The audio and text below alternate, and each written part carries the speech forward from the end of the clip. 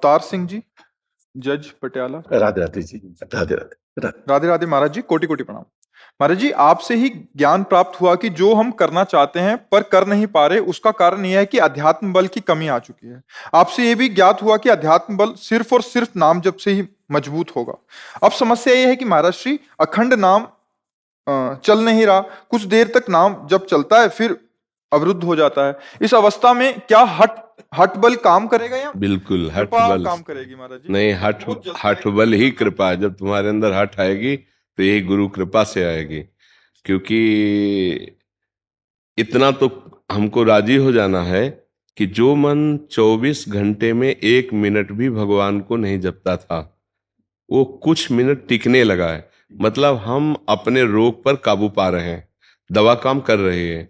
अब ये जो कुछ समय के बाद ये पुनः जाता है संसार में, तो इसका अभ्यास है, पूर्वाभ्यास है। कई जन्मों से ये विषयों में ही जाता रहा है। और भगवान भी इसके लिए कह रहे हैं, मना खष्टानि इंद्रियाणि प्रकृति स्थानि कर सती। 5 ज्ञानेंद्रियों के साथ ये मन विषय भोगों में फंसाता है, प्रकृति के शब्द स्पर्श रूप रस गंध, और इसका अभ्यास रहा इनके भोगने का। तो जब हम नाम जब शुरू करते हैं तो ये अपनी भोग प्रवृत्तियों को छोड़ता है नाम के प्रभाव से। और हम समझते हैं कि ये गंदी बातें चिंतन कर रहा है। मन गंदी बातें उस समय चिंतन नहीं कर रहा, वो छोड़ता है गंदगी जो उसमें बसी हुई है, वो नष्ट हो रही है। तो नाम जब करते समय तो हम धैर्यपूर्वक रहें, आए हुए द्वेषात्मक या रागात्मक भावों को ये देखें कि ये निकल रहे हैं। अब थोड़ी देर जहां नाम में हम तन्मय होने की कोशिश करेंगे, तहां ये किसी विषय को पकड़ेगा जाके, क्योंकि ये मरेगा नाम जप से। मन मारिया तन बस में कीन्हा, हुआ भरम सब दूर, बाहर से कछ दिखत नाही अंदर चमके नूर। आपो त्याग जगत में बैठे नहीं किसी से काम, उनमें तो कछु अंतर नहीं संत कहो चाहे राम। वो भगवत स्वरूप हो जाता है जिसका मन निर्विषयी होता है। अब क्या होता है, मन हमारा पुनर्अभ्यास जो बार बार बार बार, तो वो वहां जाएगा। अब हमको वहां से मन को हटा करके नाम में लगाना है। ये थोड़ा कठिन पड़ता है, क्योंकि मन जो चीज पकड़ता है उसको जब हम छुड़ाना चाहते हैं तो जलन पैदा करता है, व्यथा, एक व्याकुलता, एक अशांति। और ऐसा लगता है कि जो कह रहा मैं मान लेता हूं तो मुझे शांति मिल जाएगी, पर वो गलत सिद्धांत है। त्यागात् शांतिरनंतरम। जो उस बात को पकड़ रहा है मन प्रभु के नाम के सिवा उस समय, उससे हमें हटाना ही परम कर्तव्य है। और वो जो हमको व्यथा दे रहा है, व्याकुलता पैदा कर रहा है, अशांति पैदा कर रहा है, जब हम उसके अनुकूल नहीं चलेंगे तो अशांति पैदा करेगा। तो यम ही न व्यथ्यन्ते ते पुरुषम पुरुषर्षभ सम दुखा सुखाधीरम स्वमृतत्वाय कल्पते। इन मन और इंद्रियों के द्वारा दी हुई जो व्यथा है, उससे जो परास्त नहीं हो जाता, उसे गंभीर भाव से सह जाता है, वो परम पद का अधिकारी होता है। सुख दुखे समय कृत्वा लाभा लाभो जया जयो। जो सुख दुख लाभ हानि और जय पराजय में समान भाव रखकर अध्यात्म में चलता है, वो सदैव विजयी ही होता है। वो अध्यात्म का परम सुख परम पद का अधिकारी होता है। तो हमें 2 पद्धतियां अपनानी है। एक तो जहां मन हमारा जाए, वह हमको ये सोचना है कि जब सृष्टि नहीं थी तो केवल प्रभु थे, जब सृष्टि नहीं रहेगी तो केवल प्रभु रहेंगे, तो बीच में कौन है? प्रभु ही प्रभु है। तो हम उस पर भगवत भाव करें। हर वस्तु व्यक्ति स्थान इन्हीं में जाएगा मन तत्काल।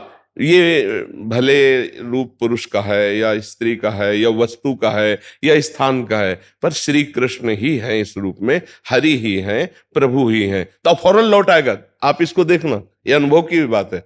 तुरंत नाम में आ जाएगा, फिर एक कुछ क्षण वो आपका साथ देगा, फिर कब भाग गया आपको पता नहीं चलेगा। तो जहां जहां जाए, जब आप जान पाओ तो वहां वहां भगवत भाव करो। यदि भगवत भाव नहीं बनता तो वहां से हटा के पुनः नाम में लगाओ। इसे कहते हैं अभ्यास योग।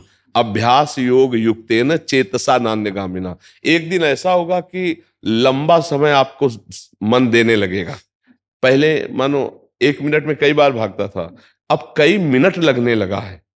और उस मिनट में लगने की पहचान है कि जैसे आप 10 मिनट नाम जप के लिए बैठे और उस समय कोई फोन, कोई घर का प्रियजन, कोई, तो आपके मन को बुरा लगेगी। या 10 मिनट तो मतलब 10 मिनट पसंद कर लिया वो भजन करना, धीरे धीरे हम उसको बढ़ाते चले जाएं। जैसे आपको देख रहे हैं, हम आपसे बात कर रहे हैं तो हम आपके मुख में राधा नाम लिख रहे हैं बात करते हुए, बोल नहीं रहे, बोल तो आपसे बात रहे हैं, लेकिन हमारी दृष्टि में राधा नाम, तो नाम भी हमारे चल रहा है, क्योंकि दृष्टि में चल रहा है तो हम अंदर से सुन भी रहे हैं, समझ रहे। हम आपको गौर से देख रहे हैं तो हम आपको नहीं देख रहे हैं, आपके चेहरे में राधा नाम देख रहे हैं। वो राधा राधा राधा, वो हमारे दिमाग में राउंड राउंड राधा नाम, और आपसे बात कर रहे हैं, और साउंड के पास खड़े होकर घंटों अभ्यास किया। अब है कि जितना साउंड बजेगा उतनी जोर से राधा नाम, बाबा उतनी जोर से भगवान नाम चलेगा। अब क्रिया क्रिया का अभ्यास जो है वो धीमी चाल से करने का हुआ, कि जो भी हम क्रिया करेंगे बहुत रफ्तार से नहीं करेंगे, बहुत आराम से करेंगे, तब नाम चल पाएगा। भोजन पाते हैं हमें तो पौन घंटा लगता है, 45 मिनट, क्योंकि एक कवल पाया और नाम जब से न वार्ता करनी है न कुछ दृश्य देखना है उस समय, नाम जप कर। तो हर क्रिया में सावधानी रखी जाए, तो जब युद्ध में भजन हो सकता है तो अन्य में तो भजन हो ही जाएगा, ले हो जाएगा। और दूसरी बात, जब हम नाम जप नहीं कर पा रहे हैं, जैसे मानो आप किसी विभाग में हैं और आप उसमें तन्मय हो रहे हैं उस केस पर या उस विषय पर, तो उस समय नाम छूटेगा। हाँ, छूटता है, उस समय नाम छूटेगा, क्योंकि बहुत सूक्ष्म विषय, आपकी जरा सी चूक में बहुत अपराध भी बन सकता है और किसी की हानि भी हो सकती है। उस समय पूरी एकाग्रता देनी है, और उस पूरी एकाग्रता से जो निर्णय आया, निर्णय सहित उस समय को हम भगवान को समर्पित कर देंगे, ये भी भजन बन जाएगा। इसे समर्पण योग कहते हैं। जैसे आप अपने चेयर पर बैठे जाकर उसके बाद 2 घंटे आपका समय व्यवहार में गया, और जब आप उठे तो तत्काल कहने की जरूरत नहीं, अंदर से कि प्रभु अमुक समय से अमुक समय तक जो हमारा व्यवहार हुआ वो कर्तव्य कर्म था, और ये कर्तव्य कर्म मैं आपको समर्पित करता हूं, तो वो समर्पण योग हो गया, वो कर्म योग हो गया, वो भक्ति प्रदान करेगा और भगवान की प्राप्ति प्रदान करेगा। आप हमारी बात को समझ। ऐसा ही होगा हमारे जी, बस ऐसे ही करेंगे जी। अब मैंने एक और किया, जैसे एक दस्तखत करता हूँ, 200-300 दस्तखत रोज करने पड़ते हैं जी एज ए जज, तो उस समय राधा राधा नाम, तो ये कर लिया, ये इतना हो गया महाराज जी, ये इतना हो गया जी। तो आपने कहा सत्संग में एक बात कही महाराज जी आपने, कि कोई एक वृंदावन वाला आपको भी याद कर ले तो महाराज जी आप ही हमारे बन जाओ, आप ही ऐसे हमारे बन जाओ महाराज जी, और तो हमें कोई जानता नहीं। भूपेंद्र कौशिक जी वृंदावन से। गुरुदेव भगवान आपके चरणों में कोटि कोटि प्रणाम। महाराज जी, गुरु साक्षात परब्रह्म, ऐसा भाव अगर श्री जी की कृपा से दृढ़ हो जाए तो क्या इसके बाद भी भगवत प्राप्ति अनिवार्य है? वही साक्षात्कार हो जाएगा। जैसे विग्रह में जब हमारा भगवत भाव हो जाता है तो विग्रह विग्रह नहीं रहता, वो अनुग्रह करके साक्षात प्रकाशित हो जाते हैं। ऐसे ही भगवान चराचर जगत में व्याप्त हैं, तो गुरुदेव तो भगवान का स्वरूप ही है, पर हमारी ऐसी बातें हो सकती हैं, निष्ठा नहीं हो सकती। निष्ठा हो जाए तो फिर किसका साक्षात्कार करना है? सामने बैठे हुए उन्हीं को हम देख रहे हैं, पर ऐसा भाव नहीं है। हम सामने मानते हैं कि मनुष्य रूप में एक संत है जो हमें साधना बताते हैं, और साधना से हमें भगवान की प्राप्ति होती है। तो गुरु को हम एक साधन मान लेते हैं, लेकिन साध्य तत्व गुरु को तो नहीं मानते ना। जब तक साध्य तत्व गुरु को नहीं मानते तब तक गुरु और गोविंद में भेद है, और गुरु गोविंद में जब तक भेद है तब तक आपको साक्षात्कार नहीं हो सकता। और जब गुरु और गोविंद में अभेद स्थिति हो जाए, गुरु गोविंद न भेद कराई, वही गोविंद ही गुरु रूप में है, और गुरुदेव का ही साक्षात्कार करना है जो सामने विराजमान है। ये जब कृपा करेंगे तब अपने स्वरूप का साक्षात्कार करा देंगे। यही है, दूसरे नहीं है, दूसरों न कोई। जब ये हो जाता है कि गुरुर ब्रह्मा गुरुर विष्णु गुरुर्देव महेश्वरा गुरु साक्षात परब्रह्म तस्मै से गुरुवे नमः, फिर जो बात आती है, जैसे श्री भट्ट देवाचार्य जी के समीप श्री हरिव्यास देवाचार्य जी जब दीक्षा लेने के लिए गए तो उन्होंने यही पूछा कि तुमको हमारी गोद में कुछ दिखाई दे रहा है? उनका नहीं, जाओ गिरिराज जी की परिक्रमा करो, राधा राधा नाम रटो। 12 वर्ष तक आदेश गुरु का, 12 वर्ष तक गिरिराज जी की परिक्रमा और राधा राधा। फिर आए, अब कुछ दिखाई दे आए? बोले नहीं महाराज। बोले फिर जाओ, फिर राधा राधा और 12 वर्ष। 24 वर्ष गुरुदेव की आज्ञा में कठोर भजन साधन जब आए, बोले अब दिखाई दे रहा, बोले हाँ प्रिया प्रीतम गोद में विराजमान है। वही हरिव्यास देवाचार्य जी ने महान रसिकों का परम धन अमूल्य वाणी जो महावाणी जी है उसकी रचना की। गुरु प्रसाद, गुरु को साक्षात प्रिया प्रीतम का रूप देखा कि प्रिया प्रीतम गुरु रूपी सिंहासन पर विराजमान है, गुरु का तन सिंहासन और हृदय प्रिया प्रीतम।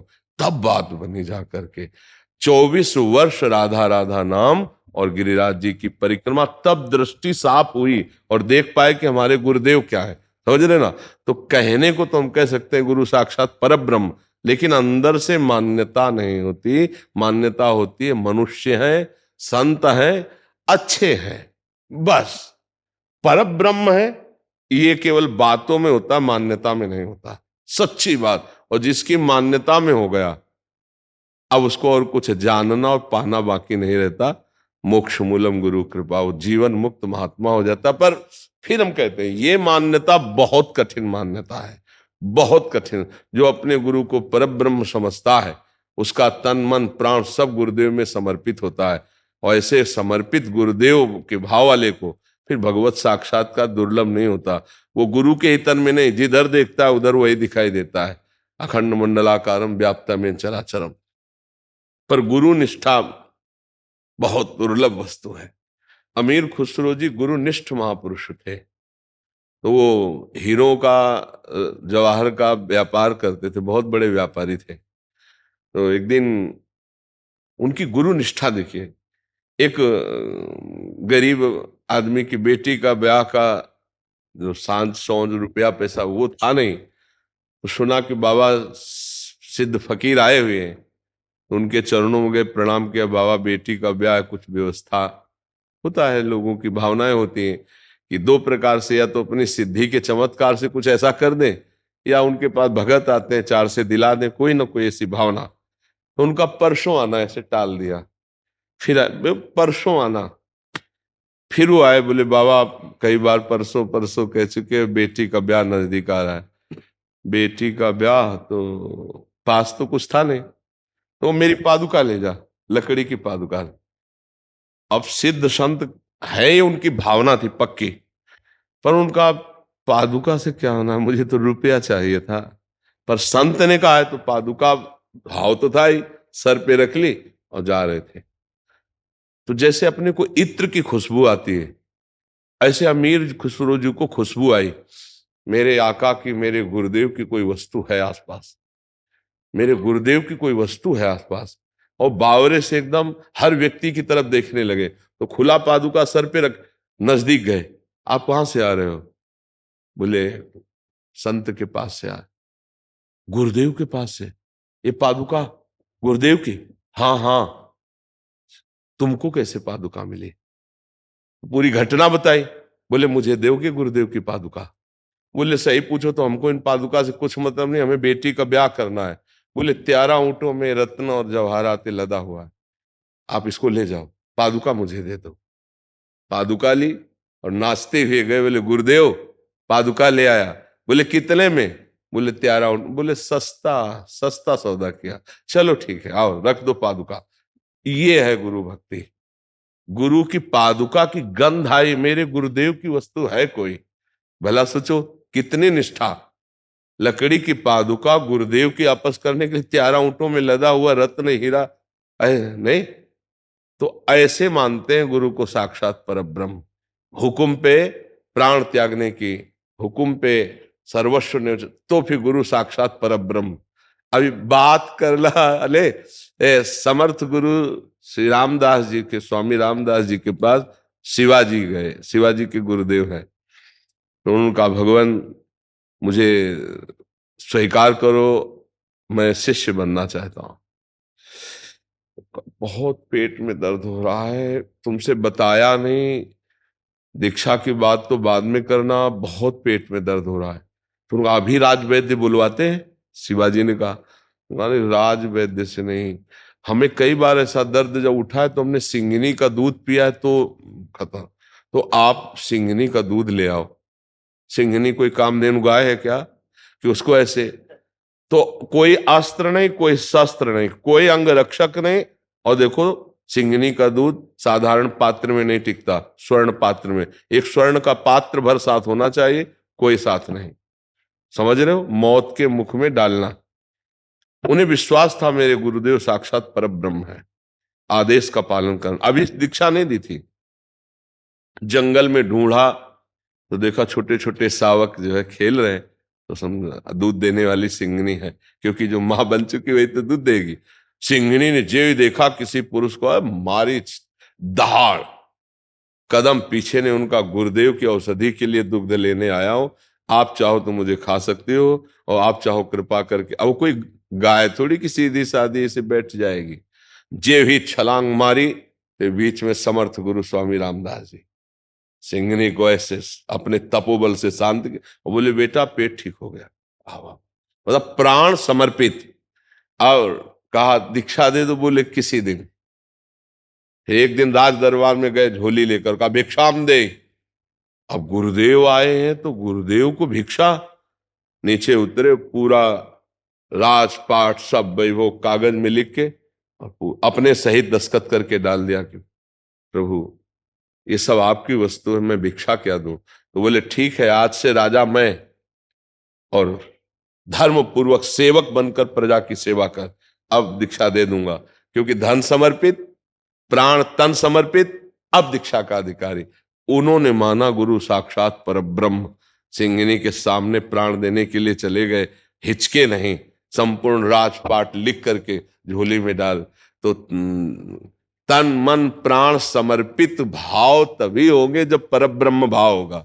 मनुष्य भाव में या संत भाव में थोड़ी श्रद्धा हो सकती है, लेकिन ये बात नहीं आएगी कि तन मन प्राण समर्पित। और अगर गुरु में साक्षात परब्रह्म भाव आ जाए तो फिर और कौन से भगवान के दर्शन करने हैं। ध्यान मूलम गुरु मूर्ति, पूजा मूलम गुरु पदम, मंत्र मूलम गुरु वाक्यम, मोक्ष मूलम गुरु कृपा। और गुरु में ही नहीं, सबके हृदय में भगवान बैठे हुए हैं। समझ पा रहे हैं आप? जी गुरुदेव, जैसे श्री जी की कृपा से आपके चरणों के प्रति अंदर से कहो मत, नहीं तो जंग लग जाएगी। कहना नहीं, नहीं हवा है उड़ा देगी। बिल्कुल जहां भाव हो उसे गुप्त रखो। माया का चश्मा बहुत विचित्र है, फौरन चश्मा बदल देगी। गरुण जी के हर समय सानिध्य में रहते हैं हरि, गरुण वाहन है। और देख लो चश्मा बदला तो उन्होंने देखा कि नाग पास में प्राणांतक कष्ट भोग रहे प्रभु, और मैं उन्हें मुक्त कर रहा हूं। ये मेरे प्रभु कैसे हो सकते हैं जिनको मैं दुख से मुक्त कर रहा हूं। अब बस माया ऐसी चढ़ी कि बहुत परेशान, बार बार समझावे, समझ में ये कैसे भगवान हो सकते हैं। शंकर जी के पास गए, भगवान शंकर ने कहा इस समस्या का समाधान तो काकभूषुंड जी के पास मिलेगा। तो बाद में उमा जी ने कहा आपने क्यों नहीं समझाया। बोले कीन होइस कबहू अभिमाना, सो खोवंचा कृपा निधाना। भगवान इनके अभिमान को, भगवान के वाहन महान गुण राशि ज्ञान समुद्र, गरुण महाज्ञानी गुण राशि, और उनको चपेट में ले लिया माया ने। तो अगर हम कहें हम अपने गुरु को साक्षात परब्रह्म मानते हैं तो परीक्षा आ जाएगी। इसलिए चुप अपने भाव को गुप्त रखो। और बस ये है, जैसे कोई कहे आप गुरु को भगवान मानते हैं, तो चेष्टा करते हैं, हम कोशिश करते हैं कि कृपा हो जाए, हम भगवान मानने लगे। कभी ऐसा न कहे कि हम आपको मानते हैं, नहीं ऐसी लीला बीच में आ जाएगी कि मनुष्य मानना मुश्किल पड़ेगा, भगवान मानना तो अलग की बात है। इसलिए गुप्त शांत। तो अगर हम कह दें कि हम आपको श्री जी का स्वरूप देखते हैं, हम आपको ब्रह्म स्वरूप देखते हैं, तो ये मजाक बन जाएगा। माया ऐसी चतुर है। हम क्या करें, अपने भावों को गुप्त छुपाए और प्रार्थना करें कि आपके श्री चरणों में प्रार्थना, कभी मेरे अंदर भी ऐसे भाव स्थित हो जाएं कि मैं अपने गुरुदेव को परब्रह्म रूप में देखूं, लाडली जी के रूप में देखूं। यद्यपि भाव यही है, पर हम मांगे, हम ये न दर्शाएं कि हम अपने गुरुदेव को परब्रह्म मानते, नहीं तो परीक्षा चालू हो जाएगी। परीक्षा में टिक पाना बहुत कठिन होता है। माया बड़ी विचित्र है। संदीपनी जी के जो गुरु जी थे, बहुत उनको प्यार सब शिष्यों को करते, गुरु शिष्य का बहुत प्यार। अब लीला उनके गुरुदेव ने की कि ऐसे पागलपन का कि मूत्र हाथ में लिया, फेंक दिया सबके ऊपर, थूक दिया, पत्थर मारना, धूल मारना और उन्मत्त का सा आचरण। 4 दिन में सब भाग गए। संदीपनी जी ने उस स्थिति में अपने गुरु जी की स्नान कराना, भोजन मांग के लाना, सब 15-20 दिन ऐसे उन्माद की लीला की। फिर इसके बाद देखा आश्रम में कोई नहीं, केवल संदीपनी जी। तो उनका बेटा, सब कहाँ गए? तो बोले गुरुदेव आपने ऐसा रूप धारण किया, सब भाग गए। तो तुम क्यों नहीं भागे? क्या तुम्हारे ऊपर ऐसा नहीं किया? बोले किया। तो तुम क्यों नहीं? गुरुदेव आपके सिवा हमारा कोई है ही नहीं, अब आप चाहे मारो, चाहे गाली दो, चाहे जो कुछ करो, हमारे तो आप ही ईश्वर हो। और गुरुदेव फिर आपको स्नान कौन कराता, आपको भोजन कौन कराता? इसलिए तो उनके आंखों में आंसू आ गए। बोले बेटा मैं तप से, भजन से परब्रह्म को प्राप्त हुआ, लेकिन परब्रह्म तुम्हारा शिष्य बनेगा आके।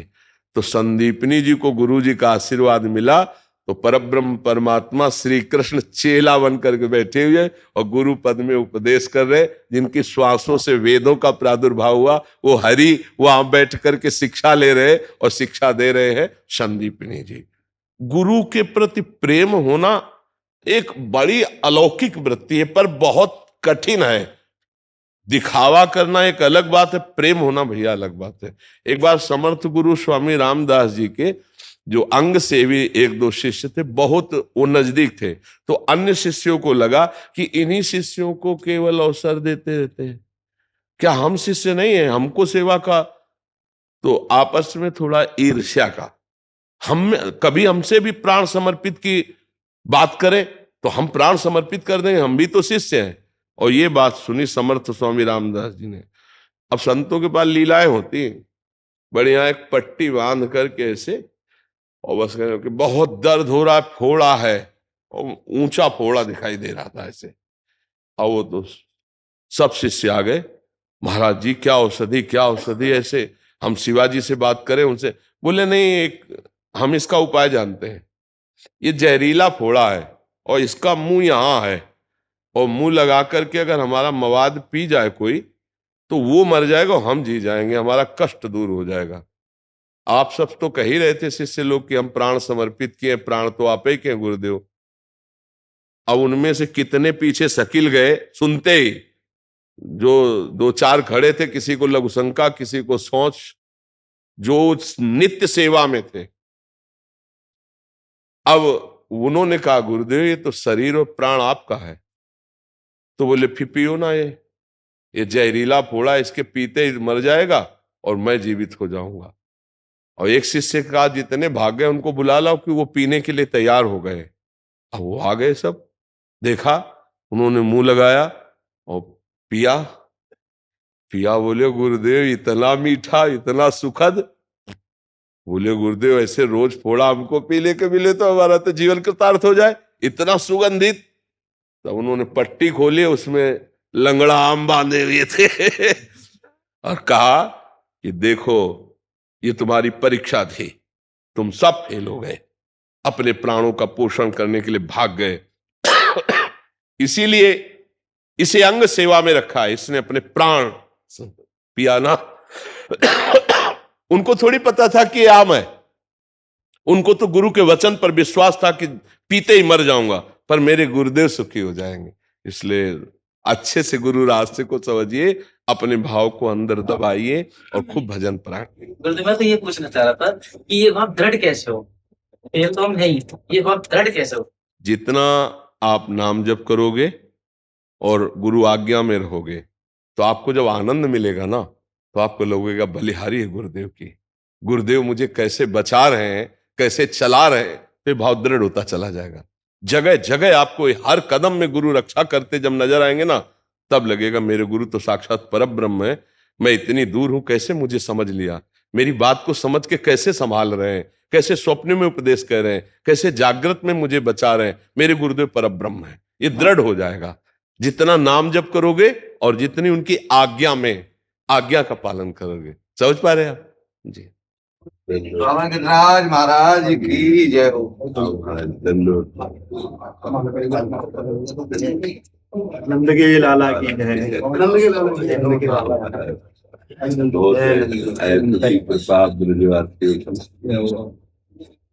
बाबा एक छोटा सा भाव है, सब देवन के देव हो गिरि गोवर्धन गिरिराज, और ब्रजवासिन के छत्र हो, इन्हें बचाओ आज। इन्हें बचाओ आज। 3 चीज की आवश्यकता है बाबा ब्रज में, और यही की प्रार्थना कर वे आए। गिर, वन और गैया, इन सबसे पहले बचे हमारी जमुना मैया। ओम कहे कर चूर बहे नित निर्बल अवरल यमुना, इनको बचवो बहुत जरूर बचे फिर हम ना। के काहू को भरोसो गणेश शेष शारद को, और काहू को भरोसो काल का भवानी को, काहू को भरोसो उमा रमा लक्ष्मी जी को, और काहू को भरोसो है विश्व रूप बारी को। और दोनों बुझ उठाए और बाबा जी के बार बार याकू तो भरोसो एक राधा महारानी को। जय हो जय हो जय हो। बोल ब्रजवान के जमाई की जय। बाबा सवन को तुम कछु ना कछु देते रहो, पर हमारी तो एक ही इच्छा है कि आखिरी सांस तक सिर्फ राधा राधा रटे, ऐसी कोई सजा दे।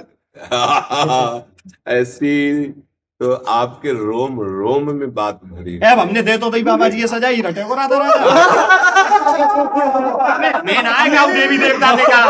बोल ब्रजवान के जमाई की जय। ये बाबा जिनको काम है हम आज जैसे बाबा जी बने राधा राधा रटे को। वैसे बात आपको सच्ची बताए, आपने लियाल कर दिया। अरे जो हम मांगना चाहते थे वो ये मांगे, और जो आपने दिया यही हमारे जीवन का सार है। शारद शेष की कौन गुने, गुण गावत आठऊ वेद की वाणी। चंद्र से भान से जाके हैं चाकर, और द्वार रखावत शंभु भवानी। तो भक्ति की शक्ति या शक्ति की भक्ति, और भक्ति की मुक्ति की दानी महानी। और काहे नाराज करे तीनों लोक में, झाकी है राधिका श्री महारानी। बाबा घड़ी लगाएगी 1 मिनट और लूंगो, हाथ जोड़ के तुम ग्वालते राजकुमार वहे कब भये, बरसाने की एक सखी कह रही है। जब भान के द्वारे लो जान लगे हो, मोर के पंख मुकुट भयो, जब ब्याह की बात चलाने लगे हो। और बांसुर की निखरिए कला और गीत किशोरी के गाने लगे हो। फेरा परे वृषभान ललिते तो लाल कछु उतराने लगे हो। अब हमारी बात सुन लो। कारो कारो कहते आते कहत में ना आती लाज, कारो नहीं ये जगत उजारो है। श्री राधा जी को प्राण और गोपिन को तनमन, और मैया और बाबा को यही प्राण प्यारो है। याते सावधान रहियो गोरिन पे जादू डारो, कारो है कनाई बनो भान को जमाई। कहते कर दई सगाई, अब कह रहे हैं सुसर छोरा तो कारो है।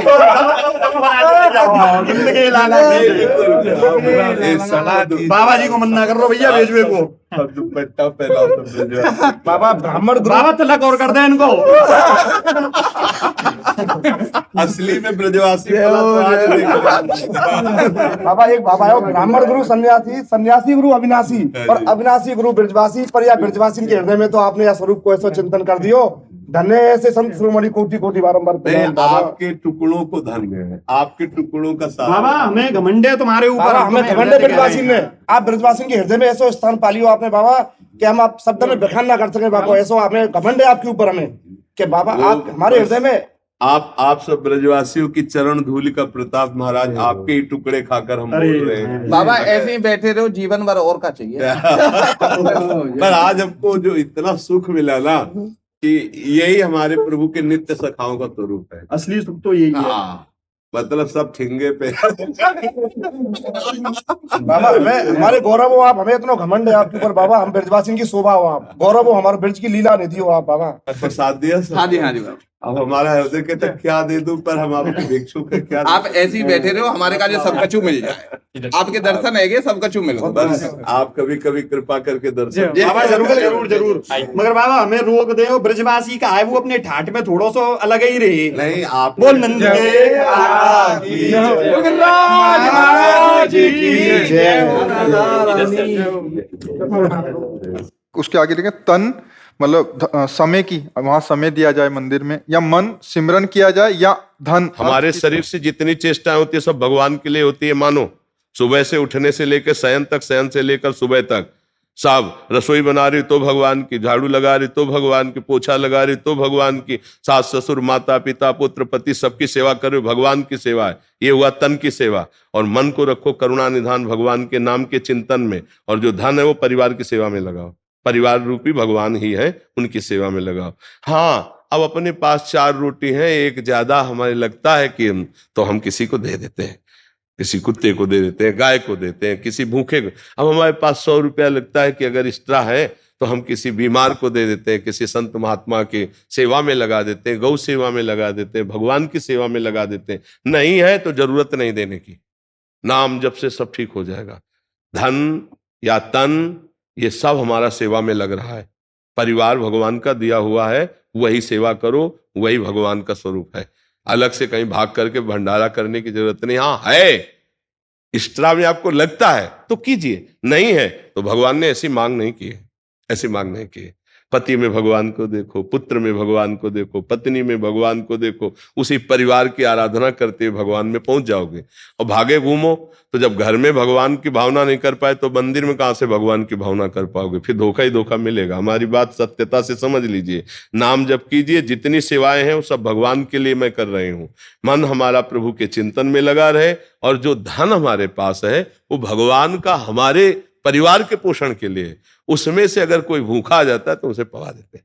कोई बीमार आदमी, हमें लगता है कि आज हम सब्जी ना खरीदेंगे, इसकी दवा दे देंगे तो काम बन जाएगा, हम उसे, हमारा दिखाई दे रहा है एक आदमी ठंडी से कांप रहा है तो हमारे 2 स्वेटर हैं, अगर 1 स्वेटर दे देते तो काम चल जाए। ये है गृहस्थी में। अब जिनके पास बहुत है तो वो फिर अपने हिसाब से करें। धन की मांग भगवान ने कहीं नहीं की है, बस भाव करना है कि मेरे प्रभु नाथ सकल संपदा तुम्हारी और मैं सेवक समेत सुतनारी। सब श्री हरि का है, हम कहां दें, किसको दें? जब जैसी प्रेरणा हुई वैसा कर दिया, नहीं तो सब कुछ प्रभु का है। ऐसे भाव में रहना चाहिए। भगवान का भक्त भक्ति से प्रसन्न होता है। भगवान का जितना नाम जप करोगे उतने आप प्राण प्रिय बनोगे भक्तों के। रुपया देके और भक्तों के प्रिय बन जाओ तो ये समझ लो कि वो तुम्हारे जैसा ही है। नहीं, ऐसा कदापि नहीं हो सकता। अर्थ देने वाले के प्रति ममता साधु की हो ही नहीं सकती। साधु की ममता अर्थ देने वाले के प्रति नहीं होती, ध्यान रखना। ये हम बड़े बड़े सिद्धों को देखा है, खूब सेवाएं हुई और फटकार के बाहर खड़े कर दिया। सिद्धों की बात कह रहा हूं, अच्छे अच्छे महापुरुषों की। जगह खरीदी, कुटिया बनाई, इसके बाद उनके लिए निषेध हो गया, आप कुटिया में नहीं घुसोगे। सब उत्सव हो रहा है, सब आ रहे हैं जा रहे हैं, वो बाहर दरवाजे के खड़े हैं, वो खिड़की से झांक के देख लेते हैं। जब चेहरे में कोई सिकन नहीं तब शाम के खड़े रहे वो ऐसे, शाम के बुलाया और कहा प्रसाद ले लीजिए, निहाल कर दिया। तनिक भी देहाभिमान, तनिक भी दान का भाव नहीं। तो वो महापुरुषों का संग अभिमान रहित करता है। धर्म से चलो, जो तुम धर्म से कमा रहे हो, कभी एक को अगर रोटी पवा दी तो हो गया तुम्हारा दान। कभी एक बीमार आदमी की औषधि करा दी, हो गया दान। वो दान भी तुम्हें नरक ले जाएगा। कैसे? पाप किया हुआ धन जब आप दूसरे को दोगे तो उसकी बुद्धि में पाप ही चढ़ेगा, उसकी बुद्धि पवित्र नहीं होगी, तो पाप का ही विस्तार हुआ। इसलिए हम इस बात का खंडन करते हैं, धर्म पूर्वक चलो, उसमें जो आपके पास है। ऐसा लगता है कि भगवान आज भूखे इस रूप में आए, आप अपना भोजन पवा दो, फिर देखो उस दिन भूखे रहोगे ना तो हृदय विशेष शीतल रहेगा। आप अपना वस्त्र दे दो, कोई कांप रहा है सर्दी में, ये बात है। अधिक है आपके पास, गौएं हैं, संत भगवान हैं, मंदिर है, वो कर दिया, लेकिन ये सिद्धांत नहीं है। ईमानदारी से चलो और अपने परिवार का ही केवल पोषण कर रहे हो और नाम जप कर रहे हो। और कभी कभी कोई अतिथि संत भगवान आ गए, प्रसाद पवा दिया, कोई ठंडी है तो वस्त्र एक आध दे, हो गया आपका। गृहस्थी में नाम जप से बहुत जल्दी लाभ प्राप्त होता है। हमारी बात समझ पा रहे हो? लेकिन ऐसे अभी किसी संस्था में हम अभी दान देते हैं तो कोई कम देता है, कोई ज्यादा देता है। हमारा महत्व ही नहीं है दाने का, तो हम चर्चे क्यों करें? हमारा जो दान शब्द है वो केवल नाम जप के लिए। अपनी श्वासों का दान करो, एक एक श्वास सुमिरन में लगाओ, इससे बड़ा कोई लाभ नहीं। रुपया पैसा है, सबसे बड़ा दान श्वासों का दान। राधा राधा राधा, तुम्हारा परम मंगल हो जाएगा। हमारी बात मान लो। और बहुत धनी हो तुम्हें है कि दान ही करना है, हम कह रहे कि बड़े बड़े गौशाला खुले, खूब हरा चारा खरीदो और गौओं को पवा दो जाकर के, वो बात अलग है। पैसे का महत्व नहीं। प्रभु भगवत प्रसन्नता के लिए पैसे की चौवन्नी की जरूरत नहीं, पक्का। ये हम सिद्धांत के कभी किसी प्रवचन में सुन लो, कभी भी कहीं भी पैसे शब्द की बात नहीं होगी, क्योंकि इसका कोई महत्व नहीं है। पैसे से खरीद दे जाते भगवान ना, तो आजकल धनियों के घर में भगवान बैठे होते, लेकिन भगवान जब कभी किसी को मिले हैं तो दैन्य होकर जिसने भगवान को पुकारा उसे मिले। अपबल तपबल और बाहुबल, चौथो बल है दाम। सूर किशोर कृपाते हारे को हरिनाम।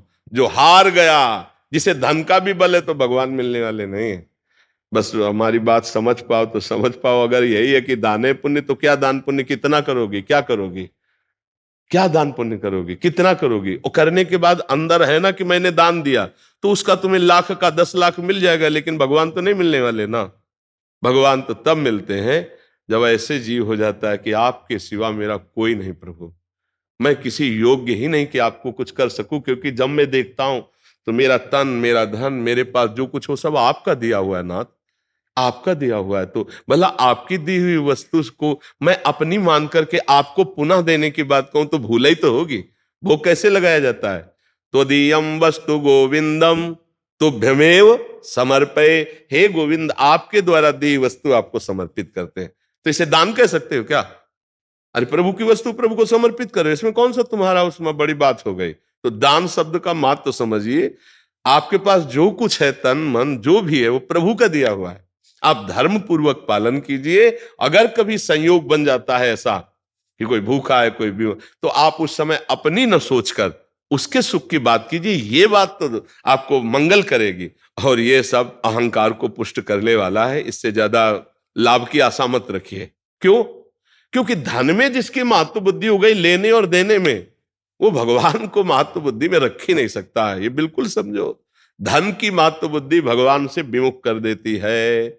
गृहस्थी में धर्म पूर्वक मेहनत करो, चाहे भले रिक्शा चलाना पड़े, किसी के आगे से हाथ मत फैलाओ, मेहनत का पैसा, और फिर उसमें किसी एक को रोटी दे देना, ये बहुत बड़ी बात होगी। दान का तात्पर्य होता है प्रभु की वस्तु प्रभु को समर्पित करना। अवसर आने पर, कोई भूखा है, कोई प्यासा है, कोई बीमार है, कोई पशु ऐसा तड़प रहा है, अब तुम्हारे पास पैसा है तो आप प्रयोग करो, उसको दुख रहित करो, इसके लिए है। अभिषेक जी। राधा वल्लभ श्री हरिवंश। गुरुदेव, आपके चरणों में कोटि कोटि प्रणाम।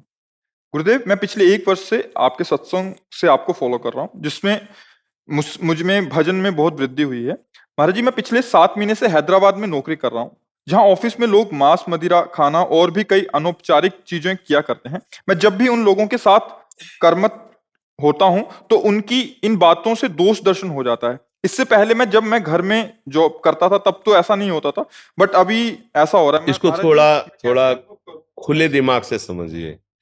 हम बाजार जाते हैं, कहीं बकरे का मांस बिक रहा होता है, कहीं अंडे बिक रहे होते हैं, मतलब अब बाजारों में कहीं सब्जी बिक रही होती है, कहीं इत्र बिक रहा होता है, कहीं अगरबत्ती। हमें लेना क्या है? अगर हमें अगरबत्ती लेनी है तो हम उस गली से गुजरते हुए जाएंगे, हमें कोई प्रभाव नहीं पड़ेगा, क्योंकि मेरा लक्ष्य है कि आगे इत्र की दुकान, मुझे इत्र लेना है। तो हम पूरी बाजार को बंद नहीं करवा देंगे कि मैं इत्र पसंद करता हूं तो पूरी बाजार में ताला लग जाना चाहिए तब मैं इत्र लेने जाऊंगा। ऐसा नहीं होता है। ऐसे ही हमारे मित्र हैं, हमारा परिवार है, हमारा सब राष्ट्र है, विश्व है, सब अपने अपने स्वभाव में विचर रहे हैं। हम किसी को रोकेंगे नहीं। अगर हमारी ऐसी भी नौकरी होती है कि हमको वो आदेश करते हैं कि ऐसे से ऐसे, तो हम वो भी कर देंगे, पर हम स्वीकार नहीं करेंगे, हम सेवन नहीं करेंगे। हम नौकर हैं, अगर सेवा कर रहे हैं तो हम वो सेवा भी कर देंगे। वो ईश्वर देख रहा है कि मैं एक नौकरी कर रहा हूं, मैं उसे प्रयोग नहीं कर रहा हूं। बहुत सुलझा हुआ भक्त का स्वरूप होता है। ये थोड़ी कि भक्त का स्वरूप तो ऐसे करके और सब घृणा करना, नहीं। यार मित्रों के बीच में उसी टेबल में बैठे, वो अपना वो अपना वो अपना, और हम अपने स्वरूप में। सच्चे भक्त का स्वरूप यही है। लंका में ना, जहां राक्षसी प्रवृत्ति, वहां भी विष्णु जी ने भक्ति की ना। लंका निश्चर निकर निवासा, वहां हनुमान जी सोच रहे यहां कहां सज्जन कर वासा, यहां भगवान का भक्त कैसे हो सकता है जहां घोर तांडव तमोगुण राक्षसी प्रवृत्ति का। तो वो बात हमारे हृदय में बहुत जोर की लगी कि हमको अपना जीवन सुरक्षित रखना है, और ऐसों के बीच में रहकर अगर हम भजन कर लिए तो हमें कोई भ्रष्ट नहीं करेगा। हमें दोष दर्शन क्यों? भाई आप जा रहे हो इत्र खरीदने तो आपकी वो पसंद है, और वो अपना वो खरीद रहा है, उसकी पसंद है। हम बाजार नहीं बंद करवा देंगे, सबकी पसंद मेरी ही पसंद होनी चाहिए, ऐसा कैसे हो सकता है? हम खस का पसंद करते हैं, कोई केवड़ा पसंद करता है वही। अब हम कैसे कह देंगे हमें दोष दर्शन हो रहा है, तुम केवड़ा क्यों ले रहे हो? क्योंकि खस मुझे पसंद है। ये तो हमें लगता है मूर्खता होगी, नहीं होगी। हाँ, अब हमारा कोई मित्र है और हमसे पूछे कि आपको क्या पसंद है, तो हम उनको बता सकते हैं कि ये जो आप करते हैं ना, मेरी पसंद के खिलाफ अगर आप मेरे दोस्त हो ये बंद कर दो यार, तब कह सकते हैं।